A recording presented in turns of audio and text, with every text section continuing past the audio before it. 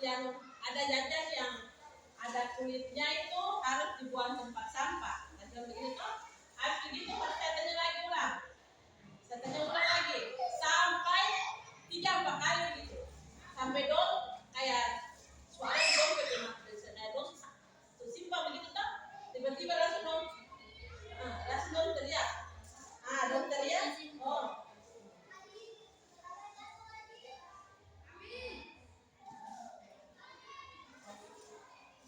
Iya.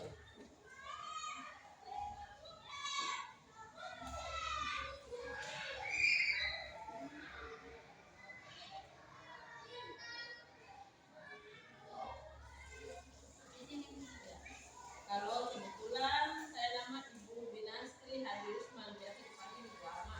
Saya mengajar di kelas 1A. Karena saya di kelas 1, makanya saya harus bilang kata pelan-pelan, bilangnya pelan-pelan. Contohnya kalau saat istirahat, kalian makan ciki atau makan biskuit atau makan apa saja itu dong, saya sebelum kasih contoh. Apa saja coba siapa yang bisa kasih contoh?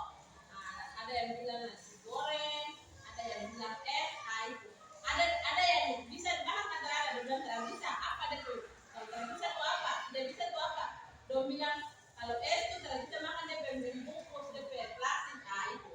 Plastiknya itu harus dibuang di tempat sampah. Harus dibuang di mana? Di tempat sampah. Saya tanya tuh 3-4 kali sampai saya tanya kodok serentak. Langsung bilang jawabannya itu, berarti itu dong sesimpang, dong setanam. Biar besok lusa lagi, saya bilang lagi, saya tanya lagi, itu dong serentak. Itu DP. Cara memberi pemahaman tentang tata tertib di sekolah itu. Terus bagaimana sekolah mengkomunikasikan aturan dan konsekuensi tertib pelanggaran tata tertib kepada siswa. Ini biasanya itu sebelum kalau kelas 1 tuh sebelum masuk belajar kita sudah rapat dengan orang tua.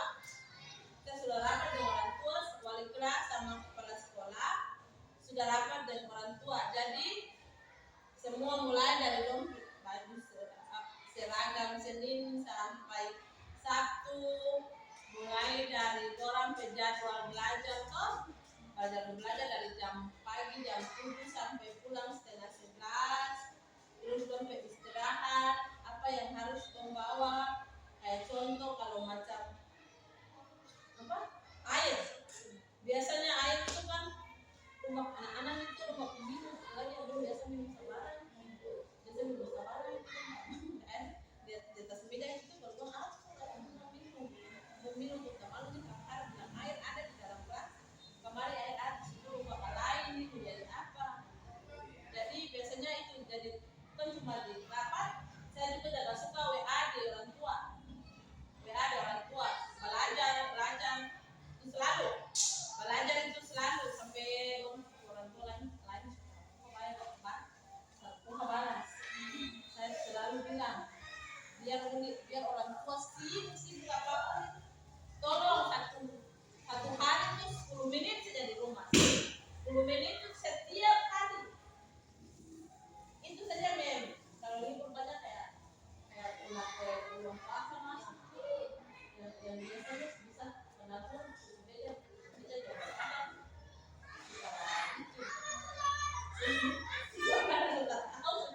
jadi terus mulai pulang lagi.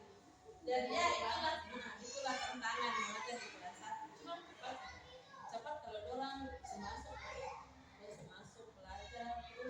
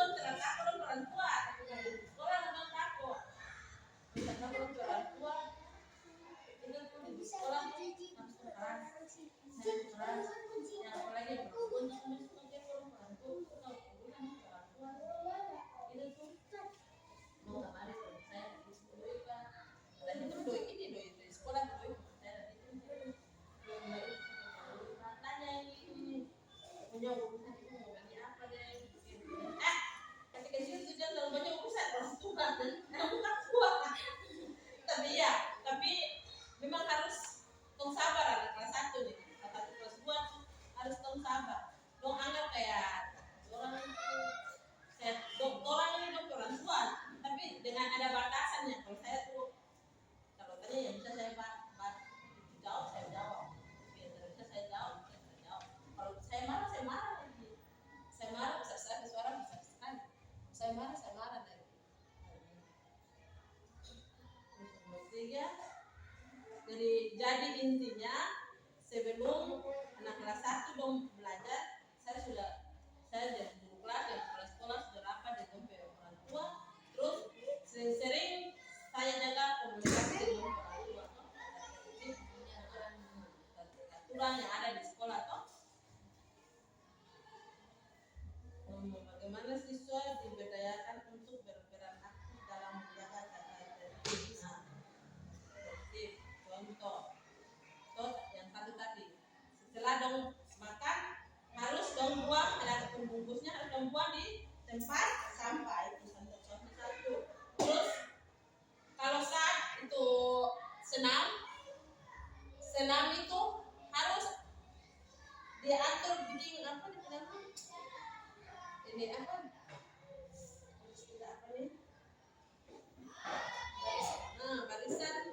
barisan rapi toh. Nah, rapi. Jadi kayak contoh di muka lah diam supaya yang di belakang teman-teman yang di belakang tuh ikut di muka punya. Coba teman nomor 2 rata di nomor 1 tidak rata, nomor 3 rata di nomor 1 tidak rata, sampai nomor yang terakhir. Itu contohnya senam. Terus kalau apel kalau berdoa itu tidak ada yang bercerita, semua tangan bagaimana, sikap tangan gimana untuk angkat tangan ini. Tidak ada yang bercerita. Tapi kalau sudah kontrol, tetap tidak harus bercerita. Jadi harus tong sabar, harus banyak kontrol. Karena ada dong langgar. Itu nama itu anak-anak yang memang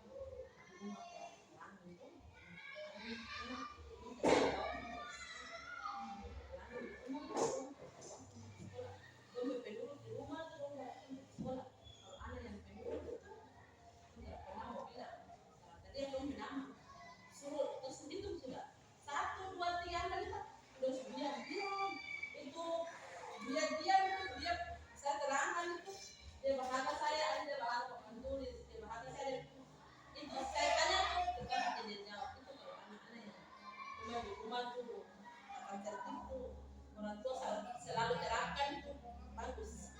Kalau di sekolah itu senang itu kalau siswa kalau baca 20 orang 15 orang begitu mantap. Tapi ini siswa 20 orang yang begitu cuma 5 orang yang 15 kurang nggak bisa bilang. Tapi kalau kamu bilang terus kamu pasti sadar. Tapi itu tuh 1-2 orang kan sudah memang kepalanya di rumah ya tetap bawa di sekolah. Oh, ada pemberian sanksi atau langkah-langkah yang dilakukan dalam menangani sekolah. Kalau bagaimana prosedur atau langkah-langkah yang diambil sekolah dalam menangani pelanggaran tata tertib sekolah. Contoh, kalau udah terlambat, anak yang terlambat itu dong biasanya suruh angkat sampah yang mungkin dia baru jatuh atau di belakang kalau hari Senin Selasa itu kan pakai baju merah putih nih, jadi kamu cuma lebih fokus di depan saja. Kayak mungkin adik-adik kan tamang datang perlu semakan permen kan makan coklat tuh, tapi sengaja perlu ada buang di selokan atau rumput-rumput yang jatuh, itu berarti kamu suruh dong angkat. Tapi kalau hari Sabtu yang terlambat itu kalau suruh dong atau hal itu kan jam pendas kalau pakai baju olahraga nih, itu berarti dong suruh dong angkat rumput yang ada di belakang. Tapi selama dong pakai baju merah putih, dong cuma suruh orang di depan. Itu saya tata tertib yang harus dong lakukan kalau dong terlambat. Terus kalau dong bikin PR di kelas, kalau dong bikin PR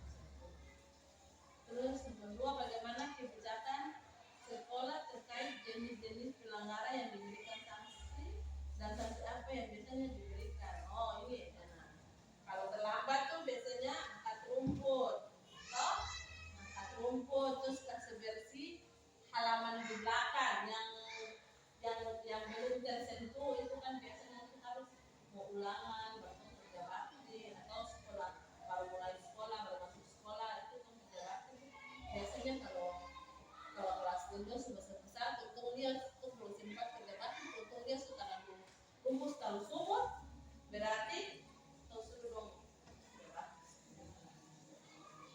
Itu saja. Terus bagaimana siswa diberi pemahaman dan kemarin kita diberi pemahaman tentang apa ya? Oh, sanksi yang akan ditunggu. Bagaimana siswa diberi pemahaman tentang konsekuensi atau sanksi yang akan mereka terima jika melanggar tata tertib. Ya, kalau terlambat untuk ambil suruh angkat sampah habis, suruh cuci tangan habis, ya saya jangan bilang, saya tidak kan pernah sudah rasa saya bilang tidak hanya tidur dan malam jam berapa, toh biasa kita ya pengaruh HP nonton HP kalau dia jam tidur itu karena kamu tidurnya terlambat lah, jadi kamu bangun juga terlambat. Jadi tolong kasih kurangi itu kalau semalam itu pokoknya jam 9 itu kalau boleh guru minta tuh tutup tuh macam-macam tuh HP dan tidur. Anak sekolah kalian itu kalau saya nggak suka kasih pikiran kasih apa nih kasih nasihat. Kalian itu beruntung kalau orang tua mampu juga mampu harus sekolah baik-baik makan orang tua begitu saya kalau supaya kalau kalian punya orang tua punya motor kan motor Uber atau motor ikan kan di sini rata-rata lupa kan motor ikan itu kalian bisa bilang perlu kalau papa biar motor ikan kamu sekolah baik-baik supaya kamu bisa beli motor bisa beli kapal. Nah, saya jangan bilang kalau papa ada motor ikan kamu sekolah baik-baik kerja baik-baik lah bisa beli kapal besar atau speed besar. Kita jadi intinya saya kasih nasihat kalau terlambat. Setelah kasih dong sanksi, angkat rumput, cuci tangan, baru saya kasih nasihat. Terus ini ada pendampingan pelaksanaan harus sekolah mendampingi guru dalam menerapkan tertib di sekolah. Ini biasanya